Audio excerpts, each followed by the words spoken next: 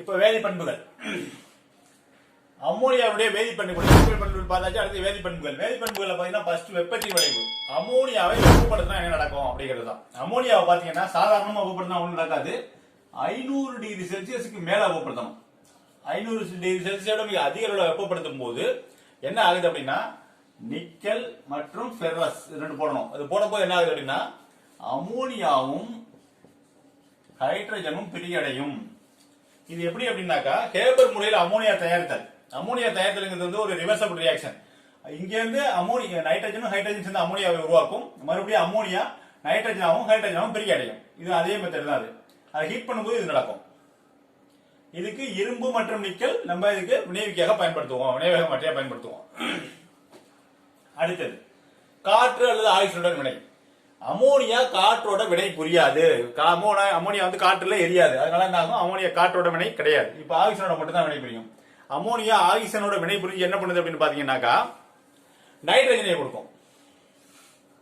Ammonia ஆக்சிஜனோட வினை புரியுது. Ammonia வினை புரிஞ்சு நைட்ரஜனை கொடுக்குது. இது வந்து ஒரு ரிவர்சபிள் ரியாக்ஷன் தான். நைட்ரஜன் பிளஸ் H2O கொடுக்குது. இரண்டையும் கொடுக்குது. இப்போ நீங்க நம்ம பேலன்ஸ் பண்ண வேண்டியதுதான். இங்க 2 நைட்ரஜன் இருக்கு, இங்க 2 நைட்ரஜன். சோ இங்க 2 போட்டோம் அப்படின்னாக்கா 6 ஹைட்ரஜன். சோ நம்ம இங்க 3 போட்டோம் அப்படின்னா 2 6 ஹைட்ரஜன், இங்க 6 ஹைட்ரஜன் ஆயிரும். ஆக்சிஜன் பாத்தீங்கன்னா இங்க 3 இருக்கு, இங்க 2 தான் இருக்கு. சோ நம்ம 2 பேலன்ஸ் பண்ண முடியாது. அதனால என்ன பண்றோம்? இங்கேயும் நம்ம 3 போடுறோம். 2 6 ஹைட்ரஜன் போடுறோம். அப்ப என்ன ஆகும்? இங்கே நம்ம 6 தான் போட்டு ஆகணும். அப்ப 6 12 ஹைட்ரஜன் ஆயிடும். அப்ப 12 ஹைட்ரஜன் என்ன பண்ணும்? இங்க நம்ம 4 போட்டுறணும். சோ இங்கேயும் 2 போட்டுறணும். 4 nitrogen 4 nitrogen 3 12 hydrogen 2 12 hydrogen 2 6 hydrogen oxygen 6 oxygen. So நமக்கு நைட்ரஜன் கிடைக்கிறது. இந்த பேலன்ஸ் பண்றதா ரொம்ப ரொம்ப முக்கியமானது. பேலன்ஸ் பண்றதை மட்டும் பாத்துக்கங்க. போட்டு நீங்க அழைச்சு பாத்துக்கலாம், ஒன்றும் பிரச்சனை இல்லை. சைட்ல போட்டு அழைச்சு பாத்துக்கலாம். ஆனா இங்க கரெக்டா எழுதும்போது மட்டும் இந்த பேலன்ஸையே பண்ணதை கரெக்டா எழுதி போட்டுருங்க.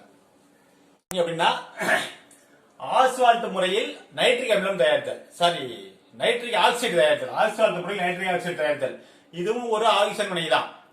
அமோனியா ஆக்சிஜன் சொல்லக்கூடிய வினை தான். இதுல பாத்தீங்க அப்படின்னாக்கா பிளாட்டினம் வந்து இதுக்கு வினைவிக்க பயன்படுத்துறாங்க. இந்த மாதிரி பயன்படுத்தும் போது இது ஒரு ரிவர்சபிள் ரியாக்ஷன் தான். இது என்ன ஆகுது அப்படின்னா நைட்ரஸ் ஆக்சைடு கிடைக்கிறது. நைட்ரஜன் ஆக்சிஜன் சேர்த்து நைட்ரஸ் ஆக்சைடு கிடைக்குது. பிளஸ் இதை இல்லாம என்ன கிடைக்குது அப்படின்னாக்கா நீர் மூலக்கூறு நைட்ரிக் ஆக்சைடு. நைட்ரஸ் ஆக்சைடு கிடையாது, நைட்ரிக் ஆக்சைடு கிடைக்கிறது. Nitric oxide. இப்ப நம்ம பேலன்ஸ் பண்ணிடலாம். ஒரு nitrogen hydrogen 2 oxygen 2 oxygen. Hydrogen மட்டும் பாத்தீங்கன்னா இங்க 3, இங்க எத்தனை இருக்கு? 2 இருக்கு. சோ நம்ம என்ன பண்ணலாம்? இங்க 3 போட்டோம், 2 6. அப்ப இங்க போய் 2 போட்டோம்னா 3 6 ஆயிடும். அப்ப நைட்ரஜன் 2 ஆயிடும். நைட்ரஜன் 2 ஆனிச்சு அப்படின்னாக்க என்ன ஆகும்? இங்க நம்ம 2 போட்டோம் அப்படின்னாக்க ஆக்சிஜன் 2 மொத்தம் 2 ஆக்சிஜன் மொத்தம் இதாயிடும். ஆக்சிஜனும் அதிகமாயிடும். சோ நம்ம என்ன பண்றோம்? இங்க 4 போட்டுக்கிறோம். 4 நைட்ரஜன் நைட்ரஜனுக்கு இங்கேயும் 4 போட்டுறோம். So 4 nitrogen hydrogen 4 12. இங்க என்ன பண்ணிடுறோம்? 6 ஹைட்ரஜன் போட்டுறோம். சோ 6 12.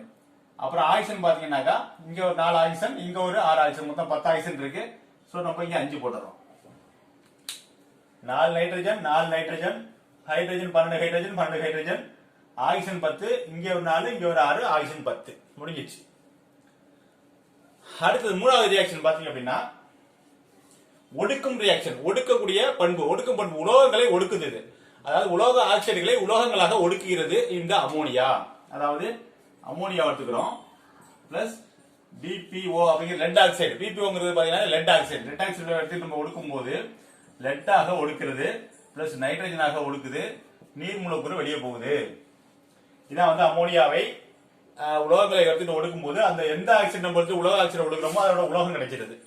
அதுல இருக்கக்கூடிய ஆக்சைடு ஆகுதுன்னா நீர் மூலக்கூறா வெளியே போயிருது. So nitrogen 2 nitrogen hydrogen 3 6 hydrogen, இங்க 6 hydrogen, let 1 let oxygen 3 oxygen. So இங்கேயும் 3 போட்டணும். அப்ப 3 லெட், இங்கேயும் 3 லெட் போட்டணும். முடிஞ்சு போச்சு. எல்லாம் கரெக்டா இருக்கு உங்களுக்கு. அடுத்தது நான்காவது ரியாக்ஷன் பார்த்தீங்கன்னா அமிலங்களுடன் ரியாக்ஷன். அமோனியாவை அமிலங்களுடன் சேர்க்கும் போது அமோனியம் உப்பு கிடைக்கிறது. பாருங்க, அமோனியா பிளஸ் HCl எடுத்துக்கிறோம், நம்ம ஹைட்ரோகுளோரிக் ஆசிட் எடுத்துக்குவோம். இது இங்க வந்துடும், இந்த Cl இங்க வந்து நேரா சேருது. அதாவது அமோனியம் குளோரைடு, அமோனியம் குளோரைடு கிடைக்கிறது. இதனுடைய பேர் வந்து லெட். அதாவது லெட்டுங்கிறது வந்து அதனுடைய கிரேக்க நேம், லத்தீன் நேம். இதனுடைய இது பாத்தீங்கன்னா சாதாரண நேம் பாத்தீங்கன்னா காரியம், தமிழ்ல பாத்தீங்கன்னா காரியம். அமிலங்களோட வினை பாத்தீங்கன்னாக்கா அமோனியம் ஹைட்ராக்சைடு, அமோனியம் குளோரைடு கிடைக்கிறது. இது வந்து அமோனியம் குளோரைடு, அதனுடைய உப்பு. அமோனியாவை அமிலங்களோட வினைப்படுத்தும் போது அதனுடைய உப்பு கிடைக்கிறது, அமோனியம் குளோரைடுங்கிற உப்பு கிடைக்கிறது.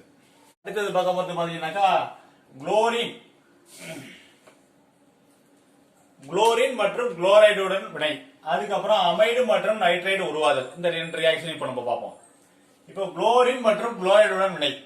இப்போ குளோரின் கூட வினை. குளோரைடுனாக்கா அதனுடைய ஒரு குளோரைனுக்கு பதிலா வேற எந்த பொருள் சேர்ந்திருக்கோ அதுக்கு பேர் குளோரைடு. ஹெச் சேர்ந்திருக்கலாம், சோடியம் சேர்ந்திருக்கலாம். அந்த ஒரு ரெண்டு குளோரின்ல ஒரு குளோரைனுக்கு பதிலா வேற என்ன அதாவது உலோகங்கள் சேர்ந்திருந்ததுன்னா அதுக்கு பேரு குளோரைடு. சோ இப்போ ஃபர்ஸ்ட் குளோரின் கூட பார்ப்போம். குளோரின் கூட பார்க்கும்போது என்ன நடக்குது அப்படின்னு பாத்தீங்கன்னா இந்த நைட்ரஜன் அப்படியே வெளியே வருது. குளோரினோட அமோனியாவை சேர்த்து வினைப்படுத்தும் போது நைட்ரஜனை வெளியேற்றுகிறது, பிளஸ் HCl. நைட்ரஜன் HCl சேர்ந்து HCl வெளியாவது, நைட்ரஜன் வெளியே போயிருது. அப்போ இங்க ரெண்டு நைட்ரஜன், இங்க நம்ம ரெண்டு போட்டலாம். அப்போ 6 ஹைட்ரஜன், அப்ப நம்ம 6 போட்டணும். குளோரின் 2 குளோரின், இங்க 6 குளோரின். சோ நம்ம இங்க 3 போடலாம். 3 குளோரின்னா 6 குளோரின் ஆகி போச்சு. இப்போ இதான் இது வந்து குளோரினுடன் வினை. அடுத்து குளோரைடு. இதே ரியாக்ஷன் நம்ம எடுத்துட்டு இருக்கோம். மறுபடியும் குளோரைடு கூட வினைப்படுத்துறோம். ஹைட்ரஜன் ஹைட்ரோகுளோரிக் ஆசிட் எடுத்துக்குவோம். இதோட சேர்த்து நம்ம வினைப்படுத்துறோம். இதோட வினைப்படுத்தும் சிம்பிளா கிடைக்குது. பாருங்க, ஏற்கனவே பார்த்த ரியாக்ஷன் தான். அமோனியம் குளோரைடு கிடைக்கிறது. அவ்வளவுதான். அமோனியாவை அமிலத்தினால குளோரைடு வினைப்படுத்தும் போது அதனுடைய உப்பு கிடைக்குது. முடிஞ்சு போச்சு. இது அமிலங்கள் வினையில பார்த்தது தான். அதே தான் இங்கே நடக்குது. அடுத்தது அமைடு அல்லது நைட்ரைடு உருவாதல். அமைடுனா NH2. நம்ம ஏற்கனவே செகண்ட் வால்யூம்ல நமக்கு பார்த்திருக்கோம், தெரியும். NH2 இருந்ததுனால அதுக்கு பேர் அமைடு, N2 இருந்ததுன்னா அதுக்கு பேர் நைட்ரைடுன்னு சொல்லி பார்த்திருக்கோம். இப்போ அமைடு நைட்ரைடு உருவாக போகுது. அது எப்படின்னு பார்ப்போம். இப்போ சோடியத்தை அமோனியாவோட சேர்த்து வினைப்படுத்தும் போது சோடியம் நைட்ரைடு கிடைக்குது. Sodium amide, sorry sodium amide. First amide உருவாகுது. இதுல என்னன்னாக்கா ஒரு முக்கியமான ரூல்ஸ் ஒன்று இருக்கு. என்ன ரூல்ஸ் பாத்தீங்கன்னா அதிக நேர்மின் தன்மை கொண்ட உலோகத்துடன் அமைடும், குறைவான நேர்மின் தன்மை கொண்ட உலோகத்துடன் நைட்ரைடும் கிடைக்கும். அமோனியா ரெண்டுமே உலோகம் தான். அமோனியா வினைப்படுத்துற 2 உலோகத்தோடையும். இப்போ அதனோட அமைடும், இதனோட நைட்ரைடு கிடைக்குது. ஏன் அப்படின்னா அதிக நேர்மின் தன்மை கொண்டது சோடியம். மெக்னீசியம்லாம் கொஞ்சம் அதோட குறைவா உள்ளதுதான். அதாவது மிக மிக அதிக நேர்மின் தன்மை கொண்ட உலோகங்களோட அமைடை கொடுக்குது அமோனியா. அதோட குறைவான நேர்மின் தன்மை கொண்ட உலோகங்களோட நைட்ரைடை கொடுக்கிறது. இதனுடைய ஃபார்முலா பாத்துக்கங்க, நல்லா முக்கியமானது. இப்போ இதோட சேர்ந்து சோடியம் அமைடு, சோடியம் அமைடு கிடைக்குது, பிளஸ் ஹைட்ரஜன் கேஸை வெளியாகி விட்டுருது. இதுவும் இதோட சேர்ந்து என்னன்னாக்கா அதே ரியாக்ஷன் நடக்குது. மெக்னீசியம் நைட்ரைடையும் பிளஸ் ஹைட்ரஜனையும் வெளியாகுது. ஹைட்ரஜனை ஒலிக்கி விட்டு வெளியே அனுப்பிச்சு விட்டுருது. அதுக்கப்புறம் சோடியமும் அமோனியாவும் சேர்ந்து சோடியம் அமைடு. இது மெக்னீசியமும் நைட்ரஜனும் சேர்ந்து magnesium nitride. Sodium amide magnesium nitride அதனுடைய பேரு. அதெல்லாம் பேர் தான் கொஞ்சம் லேட் ஆகும். அதுக்காக தான் நான் உங்களுக்கு சொல்லிடுறேன், நீங்க பாத்துக்கங்க. இருக்கும். சோ என்னாச்சு, இங்க நம்ம 2 போட்டோம் அப்படின்னாக்கா 4 ஹைட்ரஜன். அப்ப இங்க 2 போட்டோம்னா 2 6 ஹைட்ரஜன். இங்க 2 2 4 6 ஹைட்ரஜன் ஆயிடும். அப்ப சோடியத்துக்கு 2 சோடியம் 2 சோடியம், நைட்ரஜன் 2 நைட்ரஜன் ஆயிடும். சோ எல்லாமே ஈக்குவல் ஆயிடுச்சு. மெக்னீசியத்துக்கு பாத்தீங்கன்னா இங்க 3 மெக்னீசியம் இருக்கு, இங்க நம்ம 3 போட்டாகணும். நைட்ரஜன் இங்க 2 நைட்ரஜன் இருக்கு, அப்ப நம்ம 2 போட்டாகணும். 3 6 ஹைட்ரஜன், இங்க 6 ஹைட்ரஜன் போட்டாகணும். சோ 2 6 ஹைட்ரஜன், 2 நைட்ரஜனுக்கு 2 நைட்ரஜன், 3 மெக்னீசியம் 3 மெக்னீசியம். அடுத்தது உலோக உப்புக்களுடன் வினை. உலோக உப்புகள்னா Fe3+. இது வந்து பெர்ரஸ் உப்பு, இரும்பினுடைய உப்பு. இது என்ன பண்ணுனாங்க, அமோனியத்தோட நேரடியாக வினைபுரியாம நீரேற்றம் அடைந்த அமோனியம், அதாவது அமோனியம் ஹைட்ராக்சைடு, அமோனியம் நீர் கலந்த கரைசல்ல அமோனியம் ஹைட்ராக்சைடு வினைப்படுத்தும் போது இதோட சேர்த்து வினைப்படுத்துறோம். அப்படி பண்ணும்போது என்ன ஆகுதுன்னா 3, அதாவது ஃபெரஸ் அமோனியம் ஹைட்ராக்சைடு கிடைக்கிறது. அமோனியம் ஹைட்ராக்சைடு கிடைக்கிறது. சரி, அமோனியம் ஹைட்ராக்சைடு பிளஸ் என்ன ஆகுது அப்படின்னாக்கா இந்த அமோனியா வந்து அப்படியே வெளியே போயிடுது. NH4+ வெளியே போயிடுது. இந்த NH4+ எப்படி வெளியே போகும் அப்படின்னா இதன் கூட உப்பு இருக்கும், அந்த உப்போட சேர்ந்து வெளியே போகும். நம்ம உப்பு மட்டும் இருக்கிறதுனால நம்ம இதையும் அப்படியே பிளஸ்லயே காமிச்சிட்டோம், வேற ஒண்ணும் இல்ல. இப்போ ஃபெரஸ் குளோரைடு இருந்துச்சுனாக்கா அது அமோனியம் குளோரைடா வெளியே போகும். இல்ல ஃபெரஸ் ஆக்சைடு இருந்துச்சுனாக்கா அமோனியம் ஆக்சைடு வெளியே போகும். அந்த மாதிரி வெளியே போகும். இதுவும் இங்க ஒரு மைனஸ் இருக்கும், அது அங்க இந்த மைனஸோட ஜாயின் பண்ணிக்கும். சோ அந்த மாதிரி வெளியே போகும். இப்போ நமக்கு இது தேவையில்லைங்கிறதால நம்ம அப்படியே இந்த உப்பு மட்டும் காமிச்சிருக்கோம். அவ்வளவுதான். 3 அமோனியா ஹைட்ரேட் எடுத்தோம்னா அதோட சேர்ந்துருச்சு, எல்லாம் இங்க பேலன்ஸ் ஆயிடுச்சு. பேலன்ஸ் பாத்தீங்கன்னா அது போயிடும் அப்படியே. அமோனியா NH4+ வந்து அப்படியே போயிடுச்சு. சோ இது என்ன போகுதுன்னா இங்க 3 இருக்கிறதுனால 3 அமோனியம் பிளஸ் வந்து அப்படியே போகுது. இது வந்து உலோக உப்புடன் வினை. அடுத்தது பாத்தீங்க அப்படின்னா முக்கியமான வினை அமீன்கள் உருவாதல். இதே இந்த ரியாக்ஷனோட தான் இதுவும் ரெண்டு ஒரே ரியாக்ஷன் தான். இது கொஞ்சம் மாற்றமா இருக்கும் பாத்துக்க அப்படின்னு. இது என்ன ஆகுதுனாக்கா இது போயிட்டு ஒரு அணைவு கோஆர்டினேஷன் காம்பவுண்ட்ஸ், அதாவது அணைவு சேர்மதியை உருவாக்குது. எப்படி உருவாக்குதுன்னா CuNH3 டெட்ரை 2+ அப்படிங்கிற அணைவு சேர்மத்தை உருவாக்குது. இதோட பேர் பாத்தீங்கன்னா டெட்ராமீன்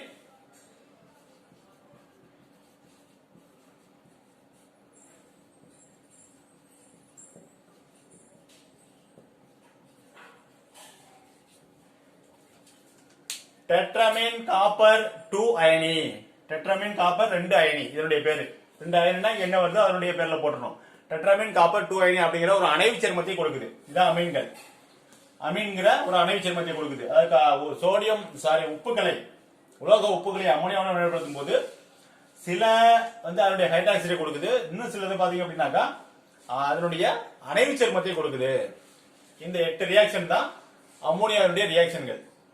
அமோனியாவுடைய அமைப்பு, அமோனியா எந்த விதமான அமைப்புல இருக்கு அப்படின்னு சொல்லி பாக்குறோம். இப்போ அமோனியா அமைப்பு சென்ட்ரா நைட்ரஜன் இருக்கும், இங்கே ஒரு ஹைட்ரஜன், இங்கே ஒரு ஹைட்ரஜன், இங்கே ஒரு ஹைட்ரஜன், அதன் மேல 2 எலக்ட்ரான்கள், இரட்டை எலக்ட்ரான்கள் இருக்கும். இதுதான் நைட்ரஜனுடைய அமோனியாவுடைய அமைப்பு. இப்படிதான் இருக்கும். இதுல பாத்தீங்க அப்படின்னா பிரமிடு வடிவத்துல இருக்கும். ஃபர்ஸ்ட் பாயிண்ட் வந்து பிரமிடு வடிவம் கொண்டது. இது வந்து என்னது பிரமிடு வடிவத்துல இருக்கும். ரெண்டாவது பாத்தீங்க அப்படின்னா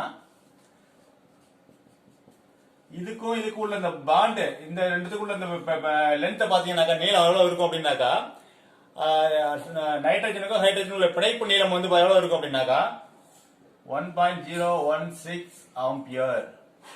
இதனுடைய பிணைப்பு நீளம். இதனுடைய பிணைப்பு கோணம் எவ்வளவு இருக்கும் அப்படின்னாக்கா 107 டிகிரி. இதனுடைய பிணைப்பு கோணம் 107 டிகிரி. இதனுடைய நைட்ரஜனுக்கும் ஹைட்ரஜனுக்கும் உள்ள பிணைப்பு நீளம் 1.016 ஆம்பியர். அதான் ரொம்ப முக்கியமான பாயிண்ட் பாத்துங்க. நாலாவது, இது வந்து நான்முகி கொண்டது. எது நான்முகினாக்க இது வந்து இது சென்டரா இருக்கிறதுனால என்ன ஆகும் அப்படின்னா நான்முகி வடிவத்துல உருவாகுது. ஒரு நான்முகியை உருவாக்குது. இந்த இரட்டை எலக்ட்ரான்கள் மேல இருக்கிறதுனால அது என்ன ஆகுது அப்படின்னாக்கா ஒரு நான்முகி வடிவத்தை உருவாக்குது.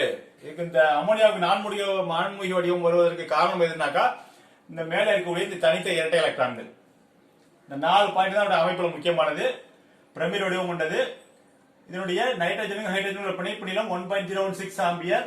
இதனுடைய பிணைப்பு கோணம் 107 டிகிரி. இது வந்து மேல இருக்கக்கூடிய தனித்த இரட்டை எலக்ட்ரான்கள் வந்து நான்முகி வடிவத்தை அமோனியாவுக்கு கொடுக்குது. இவ்வளவுதான் உங்களுக்கு அமோனியா சாப்டர் முடிஞ்சிச்சு.